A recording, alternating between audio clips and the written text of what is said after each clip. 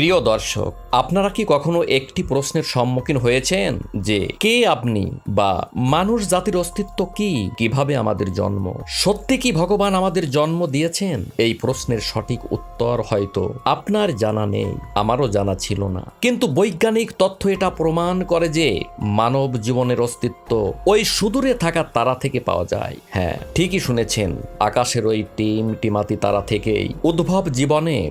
জেনে নিন কিভাবে জন্ম আমার আপনার।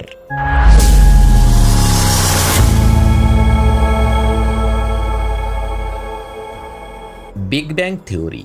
আমাদের সৌরমণ্ডলের ঊর্জাবিন্দু কোনো এক কারণে সেখানে বিস্ফোরণ হয়, আর সেখান থেকে জন্ম নেয় চমকদার তারা। আর সেই তারাগুলি ঠিক আমার আপনার মতো বয়স্ক হতে থাকে, আর শেষ সময়ে এটি বিস্ফোরিত হয়ে যায়। ফলে তারার সূক্ষ্ম কণাগুলি সৌরমণ্ডলে ঘুরতে থাকে, আর পৃথিবীর মধ্যাকর্ষণের ফলে পৃথিবীতে অবস্থান করে যার অণু পরমাণু মিলে সর্বপ্রথম জলে জন্ম নেয় জীবনের। আমাদের প্রত্যেক ধর্ম প্রতিনিয়ত আমাদের এটা বলে যে আমাদের নিজস্ব ধর্ম সর্বোপরি, কিন্তু আমাদের এই পৃথিবীতে, আমাদেরই মাঝে এমন কিছু মানব জাতি আছে যাদের না আছে ধর্ম, না আছে কোনো ভগবান। হ্যাঁ, আমরা কথা বলছি সেন্টিনাল জাতির, যারা 60,000 থেকে 70,000 বছর ধরে ভারতের একটি কেন্দ্র শাসিত প্রদেশ আন্দামান নিকোবর এর রাজধানী পোর্ট বেলিয়ার থেকে 50 থেকে 60 কিলোমিটার দূর, মাত্র 23 বর্গমাইল জায়গা নিয়ে নর্থ সেন্টিনাল দ্বীপে বসবাস করে। সেন্টিনাল জাতি 70,000 বছর ধরে আমাদের মানব জাতির সঙ্গে কোনো যোগাযোগ করেনি। তারা জানে না আমরা জঙ্গলে থাকা মানব জাতি কত উন্নত হয়ে গেছে। টেকনোলজি, মেশিন, টাকা পয়সা, সোনা গহনা, মোবাইল, কম্পিউটার, এসব বিষয়ে তাদের কোনো জ্ঞান, লোভ, ধারণা কিছুই নেই। এমনকি তারা আজ পর্যন্ত কৃষিক্রিয়াও জানে না। আর জানে না আগুন জ্বালাতে, তারা নিজেদের বাঁচিয়ে রাখতে বন্য জীবের শিকার করে তারা কাঁচা মাংস সেবন করে। কিন্তু আমরা মানব জাতি কৃষিকাজ শিখেছি আজ থেকে 12,000 বছর আগে। সেন্টিনাল জাতি যেখানে বাস করছে 70,000 বছর ধরে, এমন নয় যে তারা যোগাযোগ করেনি। এমন কিছু ঘটনা আছে যে আমাদের মধ্যে কিছু মানুষ তাদের স্বচক্ষে দেখেছে, শুনেছে, আর তাদের জানতে গিয়ে প্রাণও হারিয়েছে।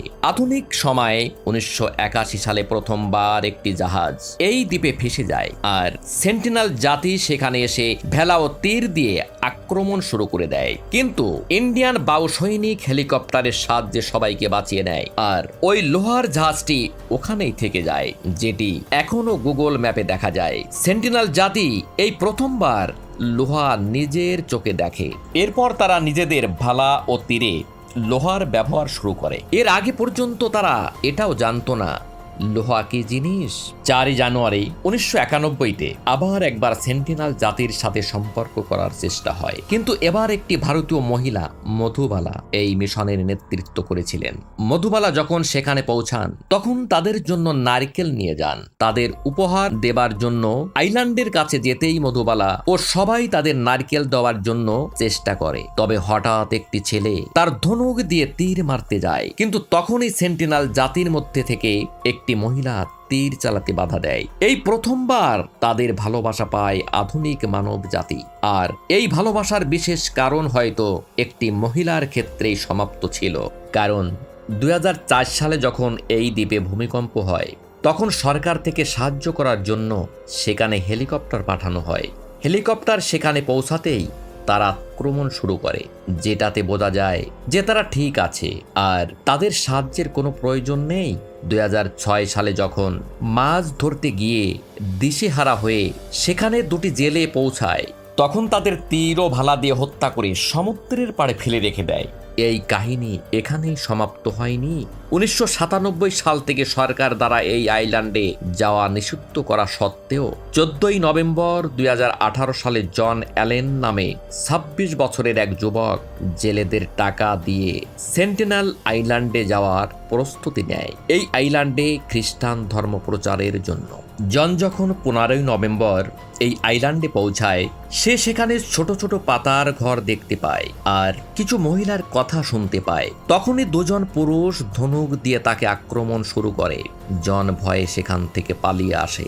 কিছু ঘন্টা পর জন আবার সেখানে যাওয়ার প্রস্তুতি নেয়, কিন্তু এবার সে আইল্যান্ডের উত্তর দিকে যায় আর দূর থেকে দেখতে পায় 6-7 জন সেন্টিনালি তাকে দেখে চিৎকার করছে, কিছু বলছে, কিন্তু জন কিছুই বুঝতে পারছে না। বন্ধুরা, শুধু জনই নয়, পুরো বিশ্বে এটি একমাত্র এমন একটি ভাষা যেটি আজ পর্যন্ত কেউ না বোঝে, না বলতে পারে। কিন্তু জন সাহস করে তাদের কাছে যাওয়ার চেষ্টা করে আর কিছু দূরত্ব রেখে তাদের কিছু উপহার দেওয়ার চেষ্টা করে, যেমন একটি ফুটবল, কিছু শুকনো মাছ।